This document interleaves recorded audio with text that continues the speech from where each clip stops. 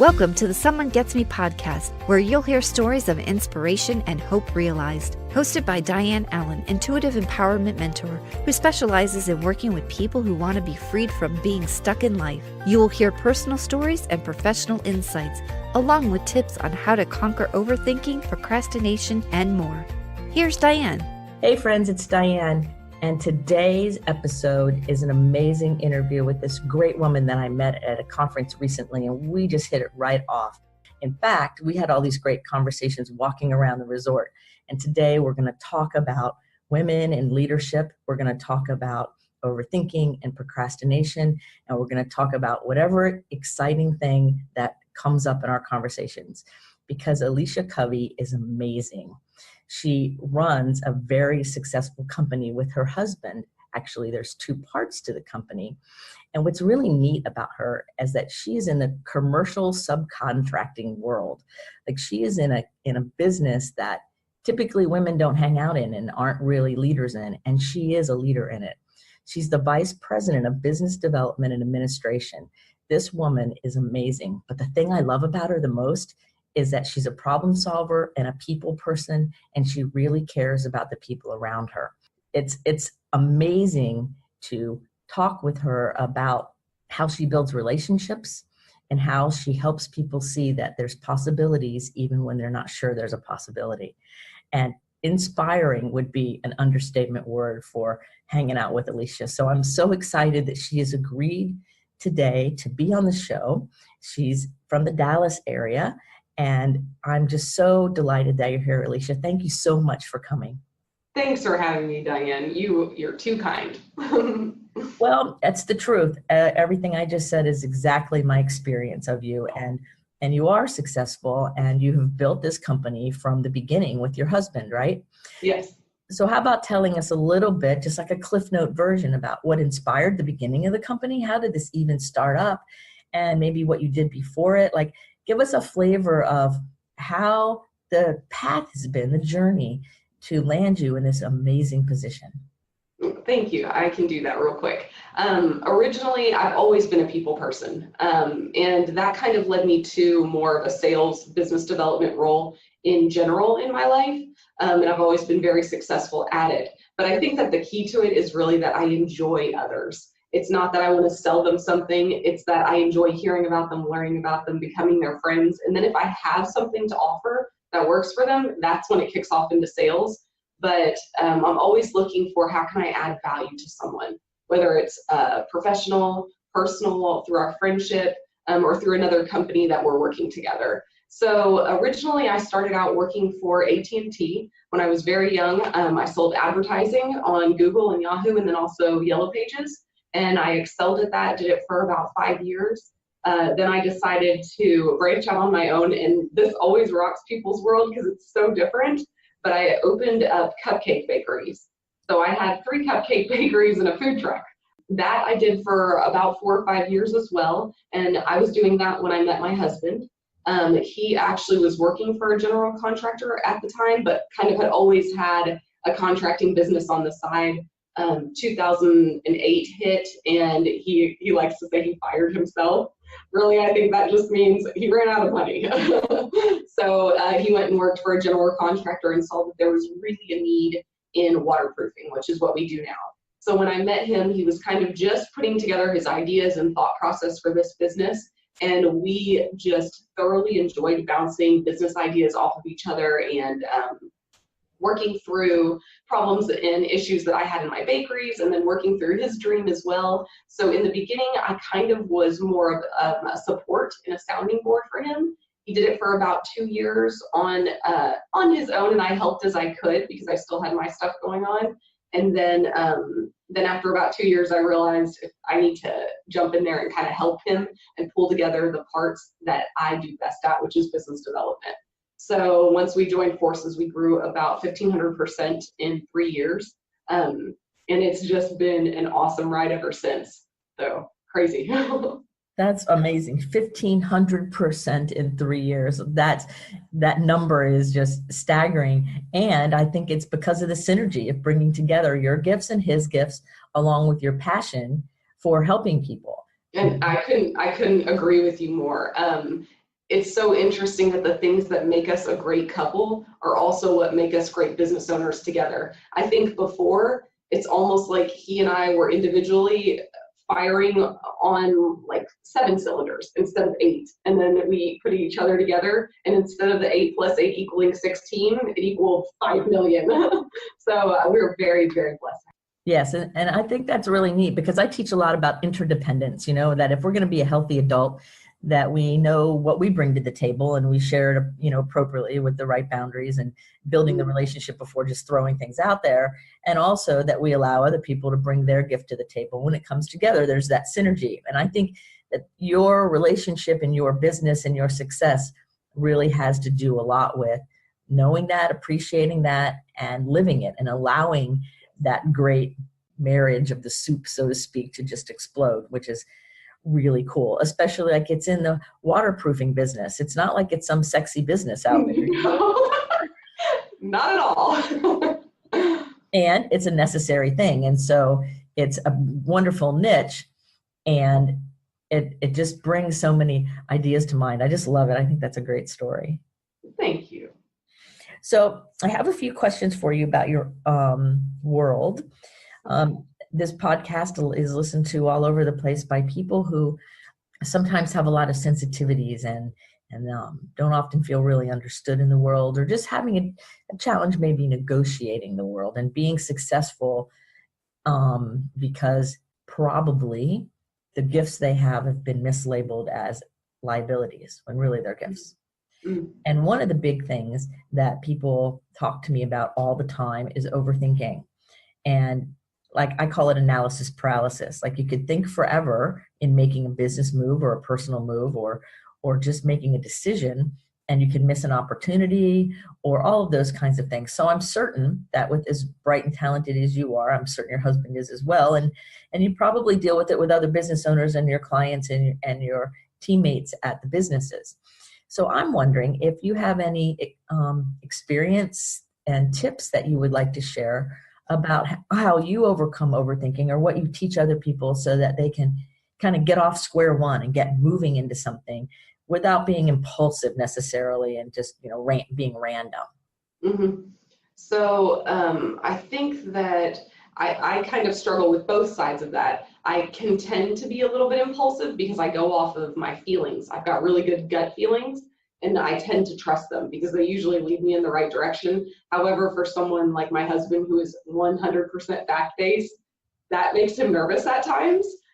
We've learned to appreciate both sides, so we kind of put them together and are able to make good choices usually very quickly. However, I think probably the best thing that people can do to prevent feeling frozen and not able to make the decision is learn to trust themselves. I like to make decisions ahead of time. That way I know I've got the amount of time that I need to process. And then when I go to take that action step, I look back, and if I'm starting to feel nervous, I know that, look, I did my research. I made this decision when I was of sound mind. It's not impulsive, and I'm going to trust my judgment because I already did all the legwork. So there's no point in sitting here going back and rethinking through everything and stressing myself out. If I made the decision while, I had done my research, I was of sound mind, and, I bounced it off people that I trust and they agreed, then there's no sense for me to spend time rethinking it. That becomes inefficient. Does that make sense? I'm not sure if that's... You make perfect sense. You said a couple things that I think are really key. One is trust your gut feeling, which is intuition and just knowing. Because if we're engaged in something that's important to us, we do have a knowingness about it, whatever the content is, right? And I think that's really important. And the other part that I think that you said that's very important, that definitely applies, and that is trust yourself once you've done all your due diligence. If you've done your due diligence and you start getting nervous about the action step, for me, that fear energy is the get ready. Like you need the energy to propel yourself into the action. And so that kind of nervousness is the energy you need to actually take the action and get going. It's not telling you to stop and paralyze yourself. Yeah, it's not a warning. Your body's not giving you a warning. Your body's giving you the energy that you need to pounce forward. So I guess that those two feelings probably feel very similar. You have to learn to differentiate which it is. And if you've done your due diligence, like you said, then that's not a feeling of warning. It's a feeling of you're getting prepared to leap forward. Exactly. So if you want to hear that tip again, rewind this podcast and listen to what Elisha said, because both those points are key points in actual practical application of getting on the other side of over worrying, because there is that differentiation and discernment. So we have to learn ourselves and realize that not all energy and feelings of what sounds like excitement or nervousness or fear means warning, warning, warning. A lot of the times it's the energy to move forward. And we have to be given the biological energy to take the actions that we desire. And that's where it comes from. And that's genius. So thank you so much. I think we came to it together. Yes. Those are the best ideas, aren't they? They're always when you come to them together with someone. Yes. It's like when they come together, and when we realize that your natural way of doing it, when I asked you the question, your natural way of getting on the other side of overthinking is just this pure, this is just how I do it. Which why I asked you the question, because I knew that you had to have overcome any sense of liability with that in order to be successful, like you are personally and professionally. So you had a natural way that I wanted to hear you share naturally, which was brilliant. The other thing I heard you bring up that I think is important is intuition and gut feelings. And I do a lot of research on that. Forbes magazine did an article that said intuition is the highest form of intelligence. And there's more and more research that shows that we have more energy in our heart and our gut that should be leading us than our own brain. And we live in a society that's so brain heavy. And I think that that's where a lot of power comes for both men and women, to be able to follow their gut and follow what's inherently within them trying to emerge and come out. Mm-hmm. So I wonder if there's ever any time, and probably it might be before this current business venture, I don't know, if there's ever been a time where you were going with that gut intuition and you were following it and you were sure about it, but yet people around you looked at you like, what are you saying? And like they didn't get you, or they misunderstood what you were trying to say. And like you ran into that rub, where you see it, you feel it, know it, and you're on it. And everyone looks at you like you're an alien or something, and it's kind of one of those things where you're going, what? And so I'm wondering if that's ever happened to you. And then if it has, what kind of tips do you have about how to handle that and still get successful, still stay moving forward, which obviously you have done. So if that's happened, I'm sure you probably have a neat story about that. That's a really interesting question. I feel like that happens quite often when you have the best ideas and you're thinking so far outside of the box. If people got you, then it wouldn't be such a great idea. It's got to be something new. It's got to be something no one else has thought about, or no one else, commonly thinks about. So lots of times when my husband and I bounce ideas back and forth, or we're talking about them with other people separately or together, if it just like, oh yeah, I get that, that makes sense, then that's not something special. So whenever you feel that, like, people aren't getting me, and this idea, maybe it's not that great, I tend to find that those are the ones that are amazing. So if people around you aren't getting you, I would take that as a compliment.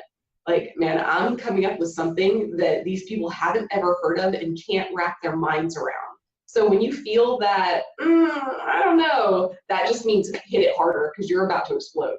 So that, in my point of view, that seems to be what happens with us most of the time. It's the ideas that nobody gets that turn into the most fun, the most profitable, the wild rides that you're just like, man, I'm so glad I pursued that. Oh, genius. That was another awesome response. Thank you so much. Because again, it's how we look at it, right? We can look at nobody getting me as this terrible thing, and oh no, I need to retreat, and oh, the world's a bad place. Or wait a second, I'm doing something great here. And if everybody understands this right out of the box, then maybe we're thinking too small. Yes, I think that's what we do most often, is just think too small. Do you think no one got Thomas Edison? They all thought he was crazy. But I mean, now it's just like common practice. And that's what happens with all these awesome ideas. They just become normal to us. But at one point, they weren't normal at all. They were so outside of the box that people looked at those inventors and those business owners as crazy. So if people are looking at you like you're crazy, you're doing something right. Right. It's like Thomas Edison didn't even have a box. Right. He was in his own circle. No boxes. Right. And people tried to put him in a box, and it was many years many, many years later when people realized that there was value in that lack of box. Yeah. Yeah, that's a great example too. Thomas Edison was amazing. And you think about it, and like Walt Disney and, and Einstein and Tesla and all these people who everybody thought were nuts. I don't know. I think that they were just genius, and they had an ability to connect with that gut and that intuition. And they also had the desire intellectually to follow the path. Correct. To go after. Those people, I like to call them, and not that a label is necessary, but I tend to refer to them as visionaries. I think that what they have to offer is so valuable. I don't label myself as a visionary. I do have visions, and I am able to come up with great ideas, but the amount of those ideas in relation to someone that I would categorize as a visionary, for instance, my husband, is much less. So, but when he starts formulating an idea and it starts kind of twisting around in there, I can very quickly jump onto it. And then between he and I, we can come up with something, just bouncing it back and forth. That's awesome. I tend to be heavier on the production side of things. So I see a vision, and then my brain just immediately starts downloading with everything, all the little steps that have to happen to make that vision a reality. And so that's why when we come together as a team, it's pretty awesome. So if you don't have someone that you can bounce your ideas off of, I would say invest your time in finding that. It doesn't have to be a spouse. It can be a friend. It can be someone that you meet at a networking event. Just keep yourself open and positive instead of judging yourself that people don't get you. Keep talking about your dream, and there's going to be someone that connects with you and gets it. Yeah. That's how do what I recommend. That's completely true, because there's times where I just keep talking to people about my dream of bringing hope to the world and inspiring people in all these different ways, especially women in leadership and things like we've spoken about ourselves. And sometimes people give me that confused dog look, and I just keep on going, okay, find somebody who doesn't give me that look, because then they get it on the higher level. And then other people are valuable, and I like them and I love them still. And they're not the people that I bounce my higher ideas off of simply because they're not there yet, not with judgment or anything, Yeah, and they might never be. It might never be, your dream might never be that a passion for that person. And that's okay. You can have different people that you talk about different things with. Yes. That's why I talk about multiple peer groups all the time. I teach them, and I probably bring it up on almost every episode because it's so important to have multiple peer groups. The people who get you business-wise, the people who get you personally, socially, all these different aspects of who we are, because you use the cool word of how things download for you as you see the vision, and it downloads how to play it out, which is a huge gift. Not everybody has that. A lot of people are visionaries. I wrote a meditation book for visionary leaders, and it's all about those people who are so out there, they can see the big picture vision, but when you ask for the play out, now how you're going to get here from there, to them, it feels like a trick. Like they don't know how to do that. They can just see the vision. So they need someone like you who can download, okay, let's take this step, that step, this step. And once they get going, typically it starts rolling. Yeah. Yeah. And so that's what that meditation book is designed for, the people who have trouble getting the download of what the next steps are. So that's really amazing. Again, and it's a natural thing that you do. And the neat thing about what I think that you're talking about here is the fact that you're following your natural gifts as they're there and trusting them. And I want people to hear that you got to trust your inner wisdom and who you are meant to be, that there's no mistake in who you are and what you bring to earth and what you bring to humanity.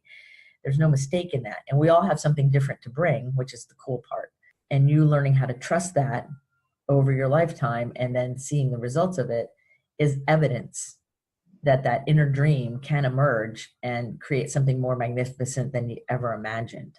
I agree with you. And something that you just said reminded me of a book. It's called Strengthsfinder. And I feel like it's an old book, but the information that I gathered out of that is there gifts, you can call them gifts, whatever you prefer to call them, that you're an 8, 9, or 10 at just naturally you're good at this thing. And then there's other things that you might be a 5, 6, or 7 at. Do you want to work on those 5, 6, and 7? Sure. Those are something that I tend to work on as a hobby. I'm like, okay, so I'm not so great at this and I would like to get better at it. And maybe improvement for me would be moving from a 4 to a 6. And that takes lots of effort. So I look at those as hobbies. I don't look at them as, well, I have got to get this together or I'm not going to be good at business. In business, I bring my 8, 9s, and 10s. because that's where I excel. So if I'm focusing my effort, I only focus on the 8, 9s, and 10s in business. I take my personal time to improve the 4, 5s, and 6s if I feel like that's something that needs to be worked on. But as far as business goes, if you want to excel quickly, focus on your 8, 9s, and 10s. Absolutely. That's the truth. Like I think in the United States in the last couple decades, it's always been about take what you're not so great at and make it better, like the remedial kinds of things. And the successful people know that that's not the case at all. It's take where your natural gifts are and run with them, and then align yourselves and bring into your team the people whose natural gifts are the things that are the lower numbers for you. That's exactly. Together it works, right? The people who are still struggling don't get that. You don't have to be everything. You can't be everything. One person can't be. So you have to surround yourself with the right team. I mean, you could say lucky for us, but that's what Charles and I do. My 4, 5s, and 6s, those are his 8, 9s, and 10s, and his 4, 5s, and 6s, those are my 8, 9s, and 10s. So together it gives us a pretty amazing capability. However, there are still a few areas that neither of us are an 8, 9, or 10, and that's when we have to look at others to bring into our circle, whether that be through friendship or through employment. Yeah, exactly. And so that is important to understand, is that if we bring to the table our 8, 9s, and 10s, our higher gifts, the things that are really calling us our heart's desires, I call them sometimes, then the rest of the things play out, because we will meet the people that have those other gifts because they probably don't have our gifts and they're attracted to them too. So there's that kind of synergy where, wait a second, I have this and you have that, and here we go together, and it makes it a great thing, and it makes it easier on both people. Yes. I think the one thing that can happen there is when you meet those people, don't feel intimidated or bad about your 4, 5s, and 6s. Because if you do that and you feel intimidated by the fact that those are their 8, 9s, and 10s, then you're not going to let the connection happen that needs to happen. So be impressed and awed by their 8, 9s, and 10s, and be thrilled for them, even if they're not for you, because that's even better. So I think that lots of times that's where that friendship gets messed up, because you feel inadequate because they're so good in this area and you're not. No, that just means all the more reason y'all should be friends, if that makes sense. That makes perfect sense, because I think that's what happens. I think for a lot of people, it triggers the I'm not good enough, or I don't measure up, and that wow, like, whoa, they're amazing. But yet, yes, they are. That's why you should be drawn together instead of listening to that ego voice that says, pull back. And again, it's a mindset of drawing ourselves toward what complements goes with what we have going on versus seeing things as competition. Yeah, that's so true. So now I'd like to talk a little bit about a topic we've already discussed in person when we met some, and we've had some ideas about it, and that is women in leadership, like real leadership roles, like you run a business, I run a business, and things like that.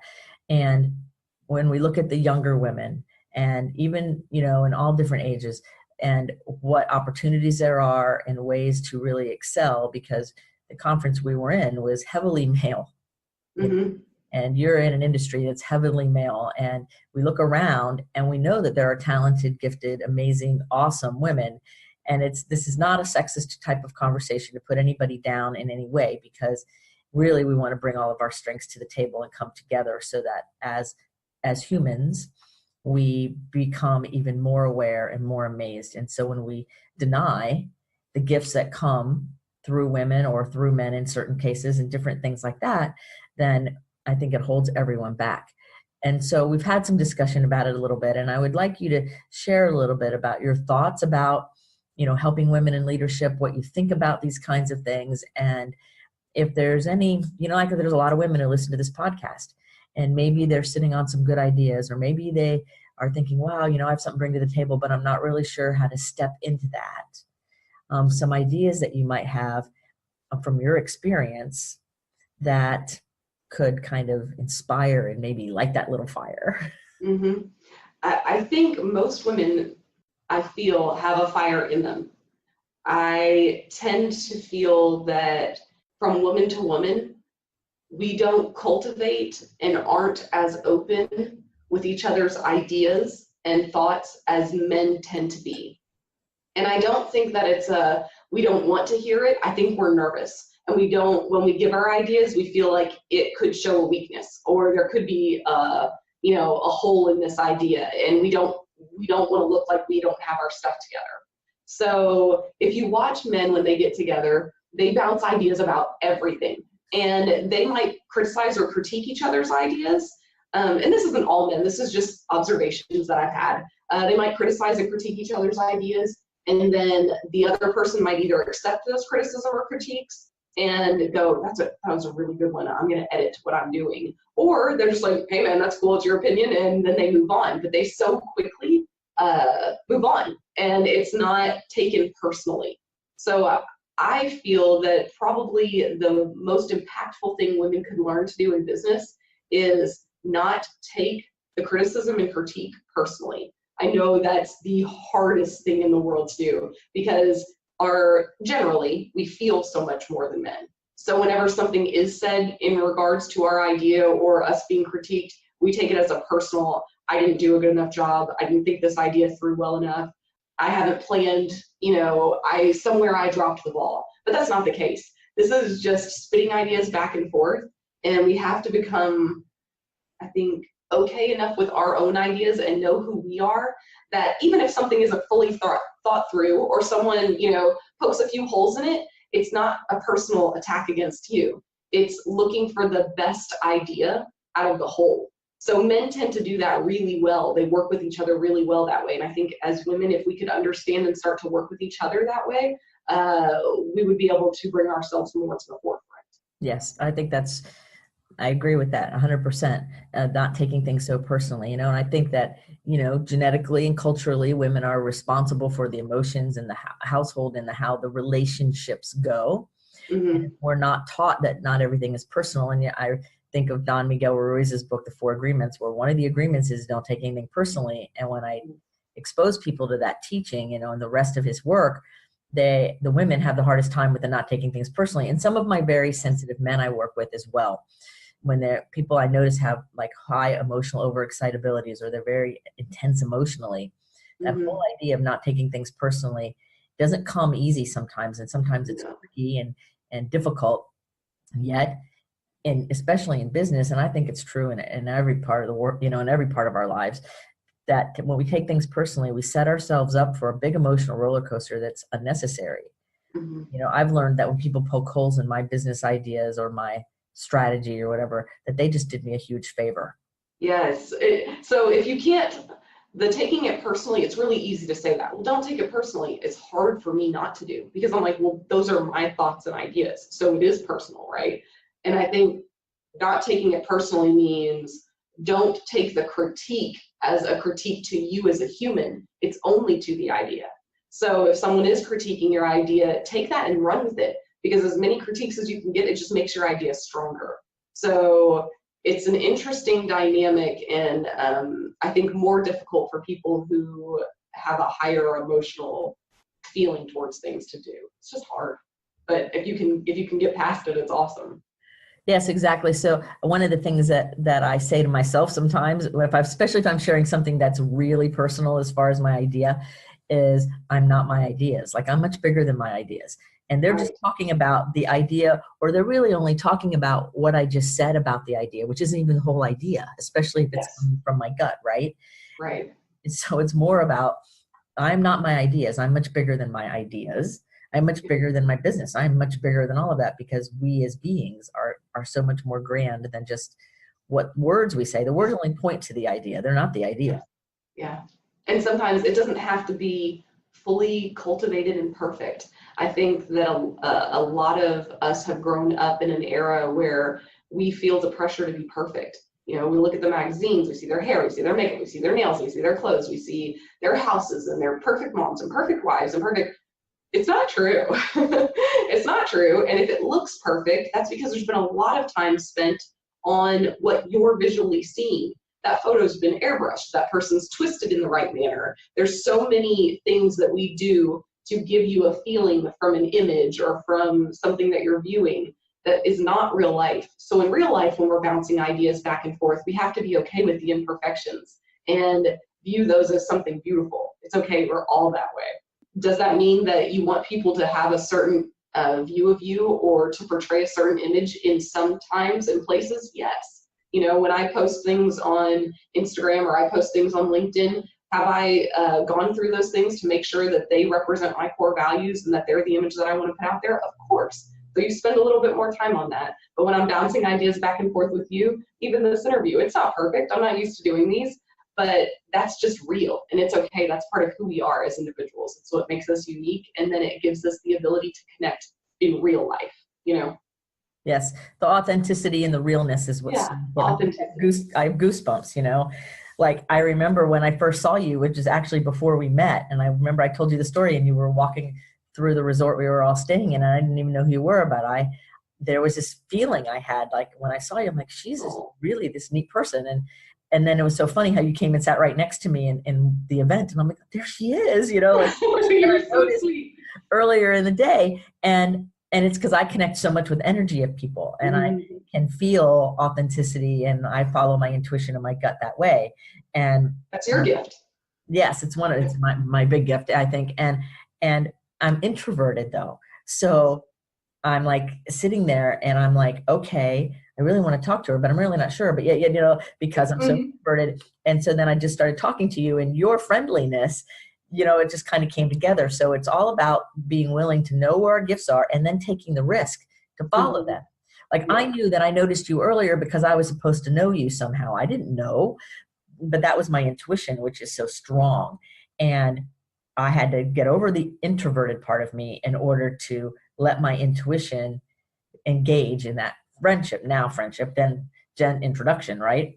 And so I think that's a neat thing, that being willing to take the risk, paying attention to all those things, and then following our gifts. Yes. And then not being disappointed if sometimes those connections don't work, because I could have stopped your connection, but your initial effort was still correct. So I could have had something going on, or my phone could have gone off and, I got some bad news, but your intuition would have been right either way. So not getting down on yourself when the 1 + 1 doesn't equal 2, if that makes sense. Sometimes the 1 + 1 equals 1,000 and you get such a great return for your investment. But sometimes the 1 + 1 doesn't equal 2 and it has nothing to do with you. So learning to accept that and just, okay, well, moving on to the next thing versus letting it get you down is also, I think, something that's harder for women in general than men, just because we feel so much. Yes, I think that's true, because I remember a time in my life when I was a lot younger that had that other scenario happen where I said something, I got outside the introversion and I said something and you didn't respond, or whoever the person was didn't respond in the way I thought or whatever, that it would have taken me a while to overcome the whole idea that I was wrong, or I did something wrong, or I offended them when really it had nothing to do with me. And again, that's learning as a woman not to take everything so personally all the time, because it's not about the fact my intuition was wrong. It would have been about the fact that whatever was going on with the other person. So that's a really key point, that you bring up. As long as you're being true to you, that's the only thing you can be responsible for. So if you're being true to you and you're following, your gifts and your talents, then the response that you get from others, whether it's good or bad, you have to gauge that, because it's still a response from others. So it's, as long as you're doing what you're supposed to be doing, you're good. Yes. So did y'all hear that? So make sure you can rewind it and listen to her over and over again, because what Elisha's saying is very important here, especially for young women and people who really want to make a difference, or even just feel satisfied and happy and fulfilled, is follow your dream and follow your gut. And anything anyone is doing in response to what you're doing is a response through their autobiography. It is not a statement about you whatsoever. Yeah, I couldn't say that better. You're awesome.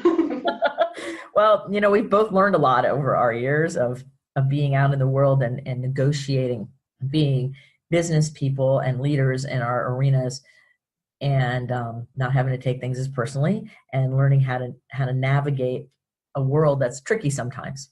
Yes, and I think it's an ongoing process. I might be better at it some days than I am others, and you just have to love yourself through it. You're not going to be perfect. I'm not perfect. I've been doing this for a long time, and sometimes I get frustrated with myself because I know I shouldn't have taken that personally. But even just the capability of acknowledging it and saying, you know what, I messed up there, but I can see it.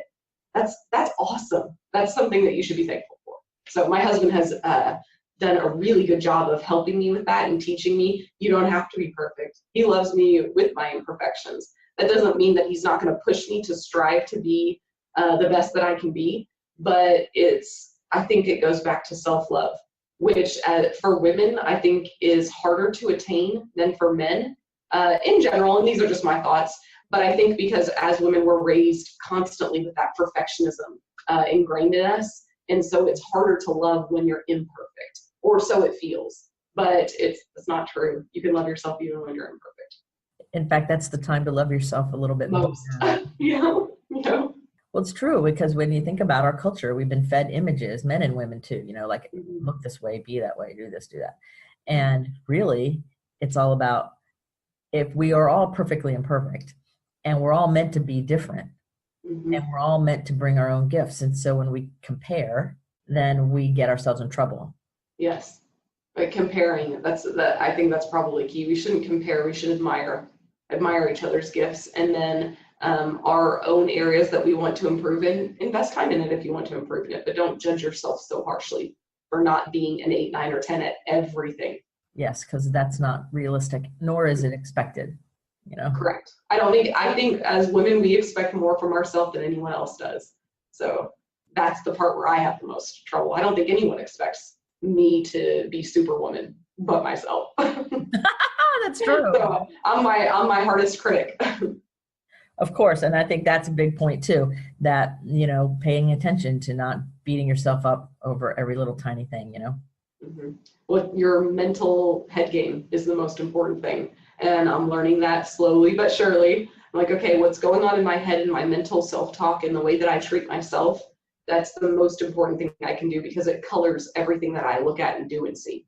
So if my mental head game is negative and I'm beating myself up for my failures or my shortcomings constantly, then I'm going to see everything in the world with that tint to it.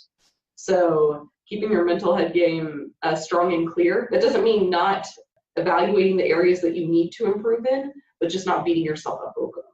Right. And I think about investing time in making the changes that anybody wants to make, right? That we all want to make. Because I think most people have goals and desires, no matter what they call them, is for improvement or growth or expansion or transformation, whatever. I think most people have those secretly inside. Some people act on them more than others. And I think that it's so important to say, okay, if this is something I want to change or evolve, then I need to be willing to invest the appropriate time to get there, instead of just wishing that happens or cutting someone else down who has already done that because I'm not willing to put the effort in. That it takes effort to keep the ball going. Otherwise we stop, like the inertia goes away. So we want to keep understanding that following our dreams, following our goals, following what's important to us from the inside out, because all women especially have that really intense fire within. That it's important to let that fire actually emerge and see where it goes. Be open to that. And I think you said it best, letting it be open and then taking the action steps. Because if you have a dream, but you don't make a plan and you don't take those steps, then it's almost like you have a fruit inside you. And then because you're not letting it out for others to enjoy, it rots in there. So let it out. Take the steps that are needed to move you towards the goals and dreams that you have of self-improvement. Because if you only think about them and then you beat yourself up over not doing it and not being this new transformed person you want to be, then it just makes everything so sour. But in order to get to the end result, you have to find the steps. And even if they're little, it's like little steps every day and they build on top of each other. So a good example is you want to be healthy. Well, right now your diet is messed up, you don't work out, and you don't go to bed on time, that kind of thing. You can't just wake up tomorrow and be perfect. But you can say, hey, look, I'm going to work out 3 times a week for the next 4 weeks, and then notate that. And then when you look back over the month and you've done it, that's a huge thing you've accomplished. So it's just all the little steps add up into something big. So don't judge yourself and think, I have to go from A to Z instantly, or else I'm not good. It's A, B, C, D, take all the little steps. And try to enjoy the process, because it can be lots of fun watching yourself accomplish things and move down the road. Yes, I think enjoying the process is really big. And I think taking small steps, a lot of times people want to have it done already, like we live in that instant society, right? Where damn, it has to happen right like that. And I'm like, well, no, some things, you want to be in the process and the journey of it and have fun with it and see where it all leads and what it all really means to you, So if we have a goal and we say we have a goal, but our actions don't line up with it, we need to ask ourselves, is that really a goal? Mm-hmm. And am I understanding how to get there? I think lots of times that's where it gets lost is, yeah, but how do I get there? So spend some time thinking about it. Lots of people like to meditate. I wish I did it more than I do, but sometimes after your brain is clear, you can see the path most easily. So take some time to write down your goals and then meditate on what are the next steps that I need to do to get there. Right. And that might be a good place to have a collaboration with somebody who maybe is already doing what you're wanting to do. Yes. Find those 8, 9s, and 10s and ask them. Most of the time I find people are very happy to share with you. If they're good at something, they want to share it with you. Why not? So yes. Ask. So that's a good strategy then, meditate on it and then gather information and support from people who already are the 8, 9s, and 10s at it. And then that way you can use their experience and their knowledge and mix it with yours and create something that's personal for you that will get you where you want to go. Yeah, I agree. I love it.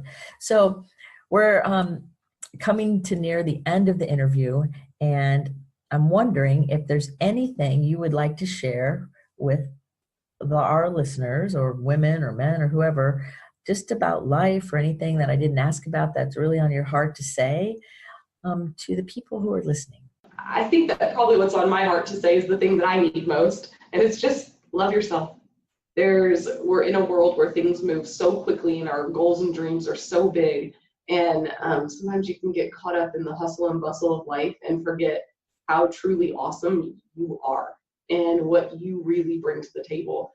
I find that, like you said, we're in a society of self-improvement. We always want to work on the things that we want to improve and get better at. And sometimes you just have to step back and say, damn, I'm a badass, and appreciate the gifts that you have and your uniqueness. So I have to spend time working on that. And my husband's a great reminder. He reminds me all the time, you're awesome. Because sometimes it can feel, you get beat down and you aren't at the end. And so appreciating that journey is something I have to work on myself. So love yourself, remember you're a badass, and enjoy the journey. And love your uniqueness. Right? Yes, embrace it and love it, because the gifts that you have, someone else is looking for. Yes. So. I love that. Thank you so much. And thank you for being on the show with me today. You've inspired me personally, so I'm sure everybody who's listening is being inspired as well by you. So I will make sure to put your contact information on Instagram and LinkedIn and your website information in the show notes along with your full bio so that you can learn more about Elisha and contact her and connect with her if it feels right to you to be in her circle. I'm sure she would welcome you there, and let her know you heard her on this podcast, because she valiantly said yes, having never done a podcast before. So thank you. Of course, Diane. I thoroughly enjoyed it. Thank you for having me, and I hope that your guests were able to get something great from us. Oh, I'm sure they have. And remember, everyone, keep your face to the sunshine, because the shadows fall behind you. You are a rock star, so step into the spotlight and go for it. Thanks for tuning in to Someone Gets Me. To find out more, please visit Diane's website at MissDianneAllen.com. That's MissDianneAllen.com. Be sure to take a second and subscribe to the show and share with anyone that you think may benefit. Until next time, remember the world needs your special gift. So let your light shine.